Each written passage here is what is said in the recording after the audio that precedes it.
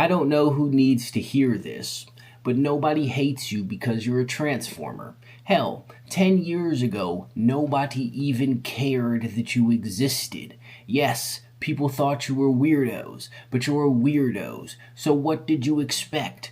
But as a whole, you were walking around the world doing whatever odd stuff popped into your head and conducting yourself very oddly and living out your delusions in peace. It wasn't until you decided to push your mental illness on the rest of the world and decide that everyone needed to be cognizant of your pronouns and you weren't happy just being a man who thinks that he's a woman. You wanted to say that all gender isn't a thing and it's just a societal construct, and then you want everyone else to participate in this weirdness. And then on top of that, you want to go play in women's sports and walk around in women's locker rooms and act like anybody who does not treat you as the woman that you see yourself to be is some sort of bigot. And then on top of that, you wanted to push it onto children, and nobody wants their children to grow up to be mentally ill. Again, it's your life. You're free to live your life as you see fit. But what you call phobia is really just people not willing to participate in what it is that you want them to participate in.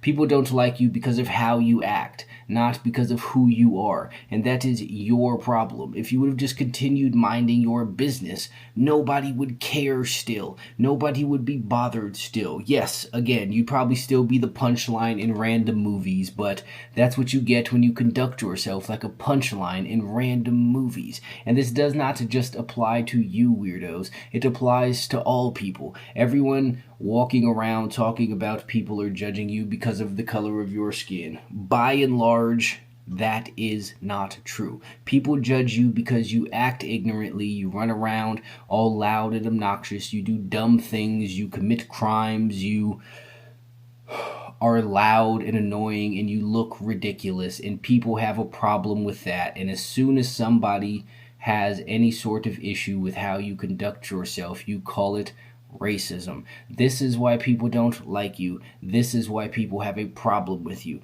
It is not who it is that you are, it is what it is that you do. And these are your decisions to make. You want to conduct yourself however it is you want to conduct yourself. That's perfectly fine. That's your prerogative. But everybody is not going to be a fan of that, and everyone is not going to want to participate in that. You can run around and you can call it whatever it is that you like, but at the end of the day, you are judged because you act like somebody who should be judged. You get stereotyped because you look and act like a stereotype. This is on you. I know that nowadays people have this belief that anything other than full acceptance and participation in everything that everyone does, especially if they're a minority, are some form of bigots. But that's not the case. And it is also that narrative that makes people not like you. When you do ignorant stuff, when you go commit crime somewhere, and then when there are consequences for those crimes that you commit, you cry racism, it contributes to people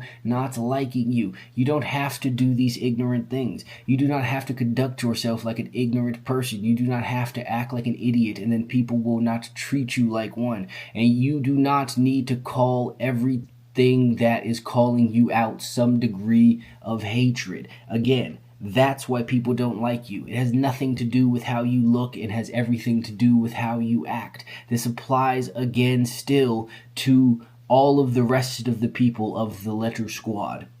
By and large, for the most part, nobody cares at all that you're gay. Nobody cares what you do in your private life. But that's the problem, is you want to take your private life and make it your public life. And you want to have a parade celebrating the people that you have sex with. And you want to act incredibly fruity and what's not. And then force everyone else to look at, accept, and participate in your lifestyle. And this is what people have a problem with. What you do behind closed doors is your business, nobody else's, and you make it other people's business, and they don't want to participate in that. Once again, this is not an issue with who you are. This is an issue with how you are. I don't know who it is that came up with this idea that everything that everyone does needs to be public and accepted and participated in by everybody, but that's nonsense. If I was to go and have a parade that says I like white women or Mexican women or black women or Asian women, people would think that's weird because it's weird. You do weird things and then shove the weird things in other people's faces and they have a problem with it. That's on you. You could have kept it to yourself and nobody would care about how it is that you are or what it is that you do. Yes, once again, some people don't like you because of that. But first and foremost, they wouldn't know if you didn't tell them, and again, you didn't act like a fruitcake. But you do both of those things. And then you get mad when people have an opinion about it. But you know what? That's life. And as a whole, nobody is always going to like anybody. That's not everyone else's fault. It's your fault for expecting them to. But as a whole, your conduct is the reason that people do not care for you. Nothing else. Again, this applies in every single arena of life and all of the other things that I can think of. I know that some people sit around and complain about how they're discriminated against because of their neurodivergence and the autism that they adopted and wanted to have as part of their personality. I'm not talking about people with real autism. I'm aware that autism is a thing, but most of the people who have autism just pick the thing that they want to have so they can get attention for having that thing, because there's nothing else interesting about them. So they've decided they have this disorder, partially because it's something for them to talk about and partially because it gives them an excuse. But that is why people discriminate against you people in particular, not because of your alleged neurodivergence, which you don't really have, but because you use it as an excuse to conduct yourself poorly, and you use it as an excuse to not have to abide by the rules of society. I see people talk about how they should get special exceptions and they should be able to come into work when they want, or deadlines shouldn't apply to them, and all of this nonsense. That is why people don't like you, because you think you are a special and unique butterfly, and you have co-opted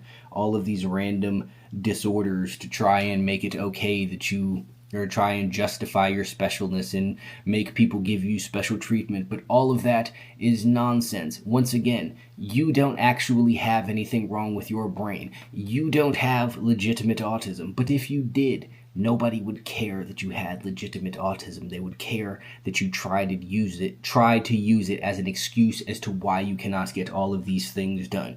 Now, you can say that the first thing is transphobic. You could say the second thing is racist. You could say the third thing is homophobic. You could say the fourth thing is ableist, maybe. Who knows what people will call it. And that's perfectly fine. I will happily be transphobic, racist, homophobic, and ableist, and whatever other labels it is that you would like to assign. But at the end of the day, that doesn't make any of those things not true. If you acted like a respectable member of society, you would be a respectable member of society. But when you want to do weird things, people will feel a way about that. And just as it's your right to do weird things, it's people's right to feel a way about you doing the weird things. Your life is your own. And if you want to put on a dress and if you want to put on a dress while you're a man, get breast implants, and have a hairy chest and a beard and long hair, that's your prerogative. But it's weird, and people will look at you like you're weird, and they will treat you differently because of it. Such is life. In the same token that if I go and tattoo the entirety of my face and try and become a lawyer, then I probably will not get a job as a lawyer. That's not the fault of the lawyers. That's the fault of me for going and doing that and then trying to be a lawyer. Now, I could complain about it, or I could go start my own law firm, but either way, it is my own fault, and it is up to me to deal with the consequences of this. This is not people being hateful towards me. This is me doing an out of the normal thing and people reacting to it as they see fit to, because this is how the world works. If you do a thing, people will feel a way about the thing. And you calling it discrimination does not mean that everyone else is in the wrong. Chances are, if you are getting discriminated against, you deserve it, because you are doing things that can get discriminated against. Once again, I know that everybody loves to find their exceptions. Yes, some people just are racist or homophobic or whatever else it is that you would like to call, and no matter what it is, they're going to hate you, and they do actually hate you because of who it is that you are. But I would bet you so much that those people are in the minority, and by and large, if you mind your own business, nobody will care what it is that you do while minding your own business. It isn't until you run around doing ignorant things that people have a problem with it. So if you are walking about life and you are feeling as though you are being shunned or oppressed or something along those lines, I guarantee you the problem is you.